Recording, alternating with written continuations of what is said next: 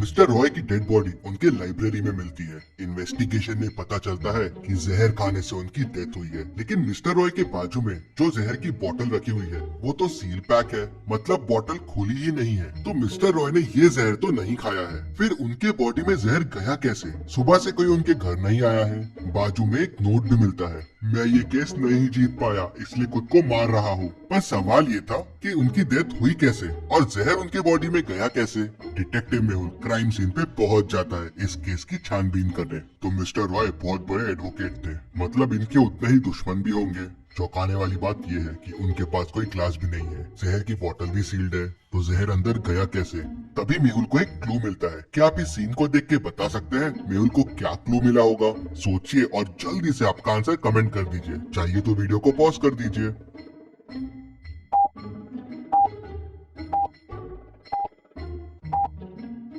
Mister Mehra book पढ़ रहे थे, तो शायद इसी बुक में जहर हो जिससे जहर उनकी बॉडी में गया हो। लेकिन अगर बुक से जहर बॉडी में गया तो जहर की बोतल यहाँ क्या कर रही है और ये नोट क्यों पड़ा हुआ है? मेहुल उनके घर में रहने वाले दो लोगों से पूछताछ करता है तो कुक कहता है, सर आज मिस्टर रॉय बहुत टेंशन में थे, सुबह से कुछ खाया पिया ही नहीं था। मीट कहता है, सर मिस्टर रॉय दिन भर बुक्स ही पढ़ते रहते थे, मुझे लाइब्रेरी का नाम याद नहीं आ रहा है, लेकिन कोई तो शहर पे था। क्या आप इन दोनों पिक्चर्स को देख के बता सकते हैं ये कौन सी सिटी का नाम है और उसी से लाइब्रेरी का नाम निकलेगा?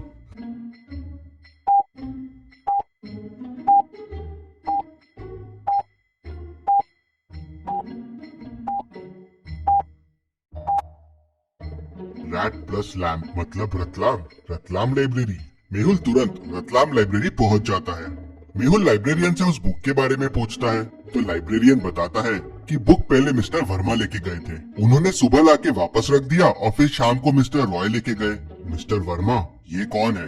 तो लाइब्रेरियन बताता है कि सर वो भी बहुत बड़े एडवोकेट है। मिस्टर रॉय और मिस्टर वर्मा के बीच में केस भी चल रहा है, काफी सीरियस केस चल रहा है वो। मेहुल तुरंत मिस्टर वर्मा के घर पहुंच जाता है। क्यों मारा तुमने मिस्टर रॉय को?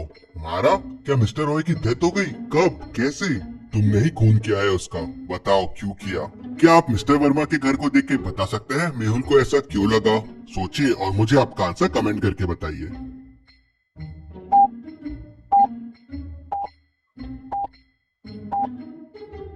पूरे वॉल पे मिस्टर रॉय के फोटोज हैं और उसपे तुमने इतने सारे डार्ट्स मारे हुए हैं, मतलब वो तुम्हारा दुश्मन होगा।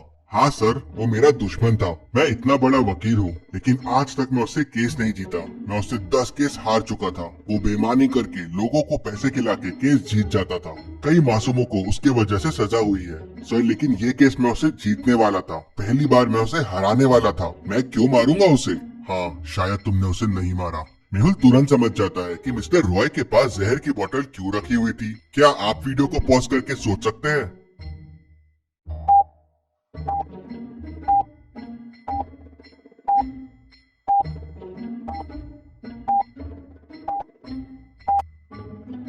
मिस्टर रॉय खुद ही मरने वाले थे। पहली बार वो केस हार रहे थे, लेकिन उसके पहले ही किसी ने बुक में पॉइजन लगा के उन्हें मार दिया। मेहुल वापस लाइब्रेरी जाता है। फिर मेहुल लाइब्रेरियन से पूछता है, क्या कोई इस बुक को सुबह से शाम के बीच में लेके गया था?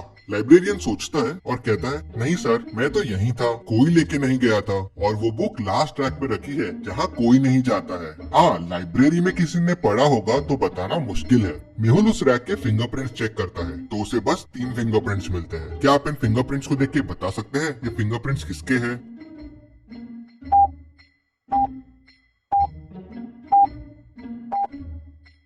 पहला वाला तो मिस्टर रॉय का है, तीसरा वाला मिस्टर वर्मा का है, लेकिन ये एक्स्ट्रा फिंगरप्रिंट किसका है? शायद यही मर्डरर हो। मेहुल सोच में पड़ जाता है।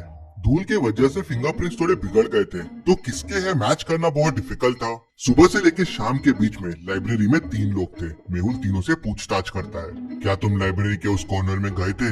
नहीं सर, मेरे तो एग्जाम चल रहे हैं, मैं तो टेबल से हिला भी नहीं, पूरे दिन बस पढ़ाई कर रहा था। सर मैं उस साइड गया था, लेकिन उन बुक्स के पास नहीं गया।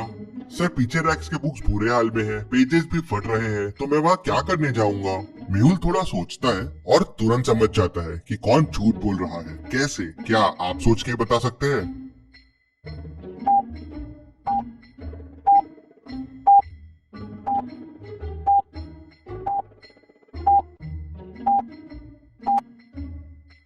जब तीसरा आदमी वहाँ गया ही नहीं तो उसे कैसे पता है कि बुक्स वहाँ फटे हुए हैं?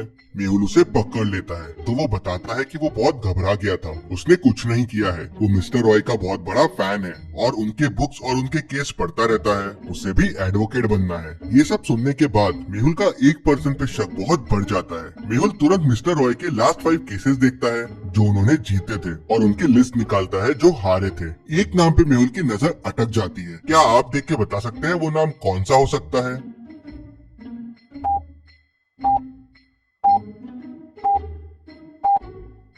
वो नाम है रोहन शर्मा। ये नाम तो पहचाना सा लग रहा है। लाइब्रेरियन का नाम रतन शर्मा है और इसका रोहन शर्मा। कहीं ये दोनों रिलेटेड तो नहीं? क्योंकि बुक लाइब्रेरी में कब आई और कब गई ये बस लाइब्रेरियन को पता था। मेहुल तुरंत लाइब्रेरियन के घर पहुंच जाता है तो देखता है कि उसके भाई की डेथ हो गई है। रोहन शर्मा की फोटो लटकी रहती है और उसपे हार होता है। पता चलता है कि उसने सुसाइड कर लिया था क्योंकि वो केस हार गया था। मेहुल को समझते देर नहीं लगती कि ये बदला लेने के लिए ही शायद उसने मिस्टर रॉय का खून किया होगा। मेहुल रूम की चीजों को देखता है तो उसे एक और मर्डर का शक होता है। क्या आप रूम को देख के बता सकते हैं कि वो क्या चीज है?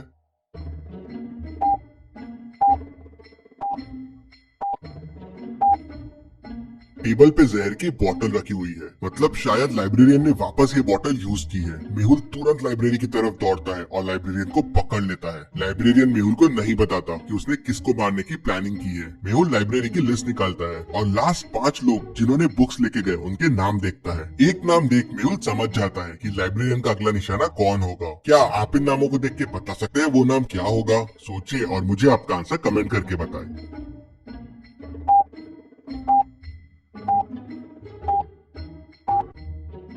और वो है mister Verma. Mister Roy case जीत गए थे और मिस्टर वर्मा केस हार गए थे, तो लाइब्रेरियन उसे भी मारना चाहता था क्योंकि उसके वजह से उसका भाई मर गया था। मेहुल तुरंत मिस्टर वर्मा के घर पहुंच जाता है और उन्हें बुक पढ़ने से रोक लेता है। मिस्टर वर्मा बच जाते हैं। मेहुल केस सॉल्व कर लेता है। Detective Mehul rocks. इसी बात पे जल्दी से वीडियो को लाइक कर दीजिए। चलिए अगली पहेली देखते हैं। लोकेश का उसके रूम में मर्डर हो जाता है। मर्डर करीब 4 बजे हुआ है। उसकी वाइफ डिटेक्टिव मेहुल को तुरंत फोन करके बुला लेती है। मेहुल क्राइम सीन को ध्यान से देखता है लेकिन उसे वहाँ कोई क्लू नहीं मिलता। फिर मेहुल उसके घर की मेड और कुक से पूछताछ करता है। मेड कहती है, मैं तो करीब 3:30 को सर के रूम में चाय देने गई थी, उसके बाद मैं सर के रूम में नहीं गई। कुक कहती है, सर मैं तो लोकेश सर के रूम में कभी नहीं जाती हूँ, मैं तो डिनर की तैयारी कर रही थी, यही किचन में थी।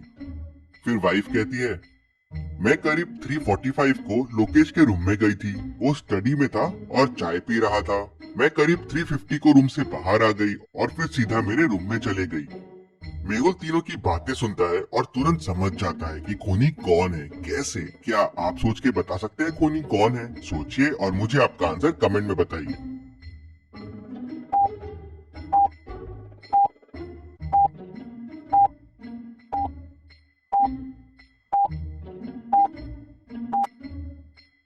चलिए इसका आंसर देखते हैं। वाइफ जब रूम से बाहर आई थी तो करीब 3:50 हुए थे और चाय का कप रूम में ही था। लेकिन जब मर्डर हुआ तो चाय का कप रूम में नहीं था। कप रूम से सिर्फ मेड उठा सकती है और वो कप डाइनिंग पे रखा हुआ है, ठीक मेड के पीछे। मतलब मेड जब कप लेने वापस गई होगी करीब 4 बजे, तब उसने लोकेश का खून किया होगा। मेहुल उसे पकड़ लेता है। चलिए अगली पहेली देखते हैं। मेहुल एक गुफा में फंस जाता है। गुफा से बाहर निकलने के लिए मेहुल को 4 दरवाजे दिखते हैं। पहले दरवाजे के पीछे आग है। अगर मेहुल ने यहाँ से जाने की कोशिश की तो वो जल जाएगा। दूसरे दरवाजे के पीछे पानी है जिसमें खूंखार और बड़े क्रोकोडाइल्स है। मेहुल ने अगर यहाँ से जाने की कोशिश की तो क्रोकोडाइल्स उसे कच्चा चबा जाएंगे।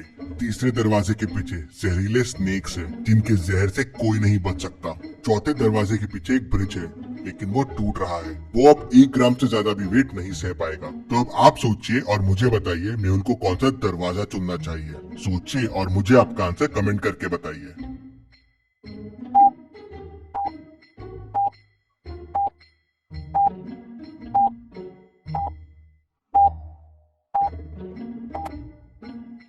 चलिए इसका आंसर देखते हैं। अगर आप ध्यान से देखेंगे तो गुफा के कोने में एक बाल्टी पड़ी हुई है।